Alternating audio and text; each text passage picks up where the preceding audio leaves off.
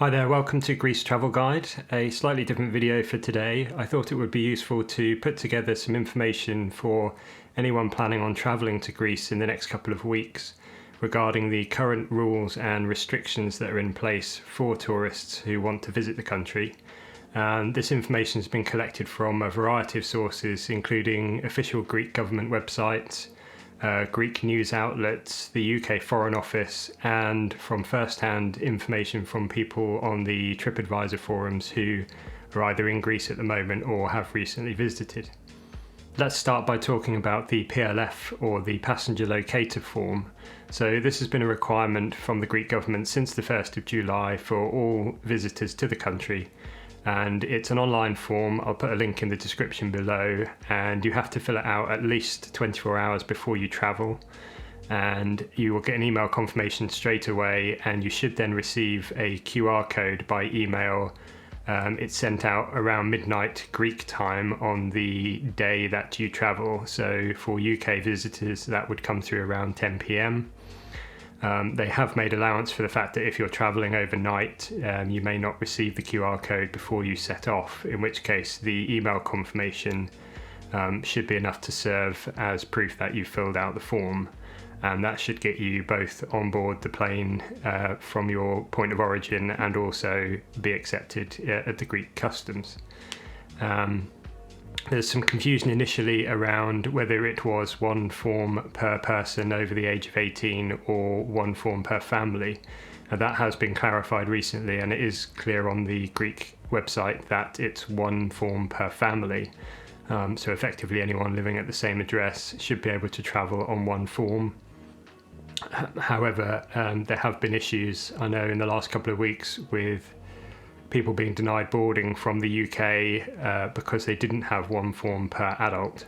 So our advice is firstly to check with the airline that you're flying with to make sure that their rules line up with the official Greek guidelines. And if they don't, or if you're still unsure, then the form is free to fill out. So there's no reason that you can't fill out one form per adult anyway. And all that will happen in the worst case is that you'll have multiple QR codes, and when you arrive in Greece they will only want one code for your travel group.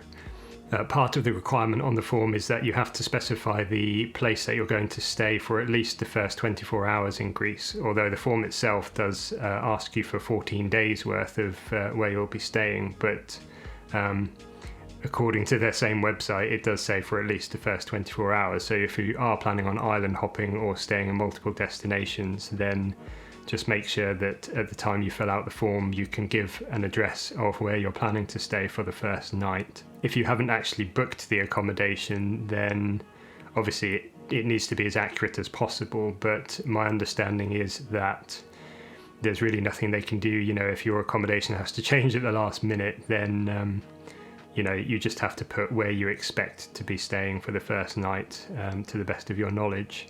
And actually, if you are tested at the airport, they will contact you via email or via your mobile phone in the first instance anyway. So the address is really just a kind of backup piece of information.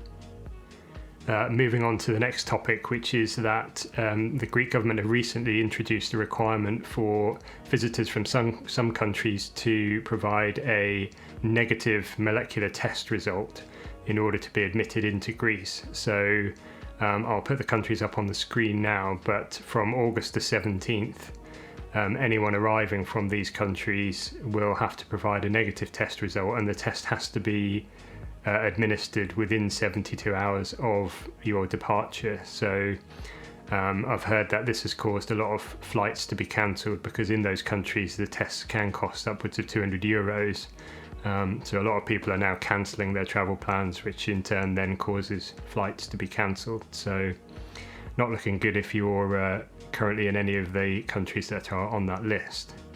And the next thing to talk about is if you're an American tourist. Unfortunately, situation doesn't look good for you either. So currently there is a Europe-wide ban on visitors from America, and to our knowledge there are no flights direct from America to any European country at the moment because of that ban.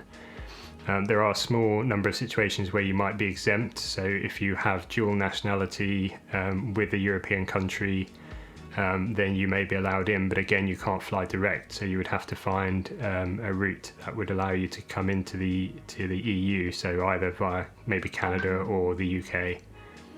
The next thing is the local restrictions that are currently in place in Greece. So as the number of cases has unfortunately been rising, the Greek government have been imposing more and more restrictions on tourists. So the local restrictions that are in effect include things like a limit of 50 people at public gatherings, bars and restaurants having to close between midnight and 7 a.m.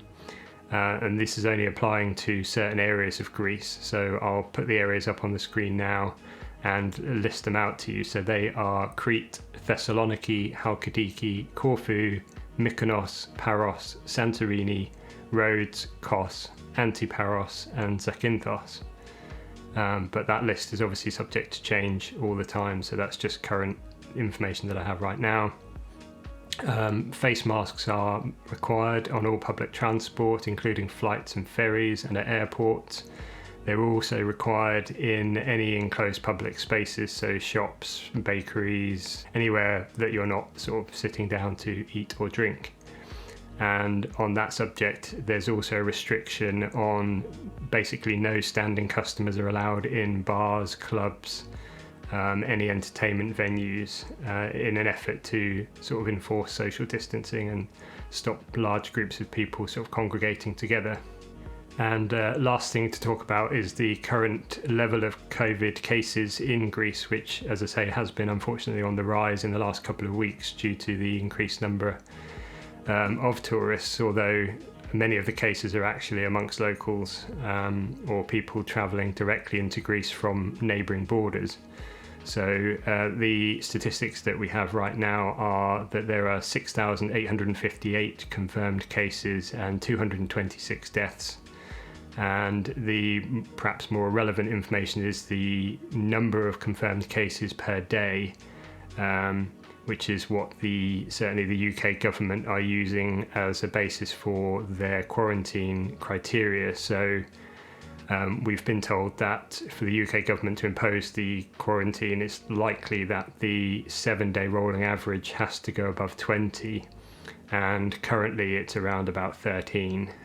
But as I say, that has been going up for the last couple of weeks. So unless the current trajectory changes course, it's quite likely that that quarantine restriction may come in before the end of August, which would be a real shame for lots of travellers. But so that's all the information we have for today's update, and I hope this was a useful video, and we will provide a further video update when new information becomes available. Thank you.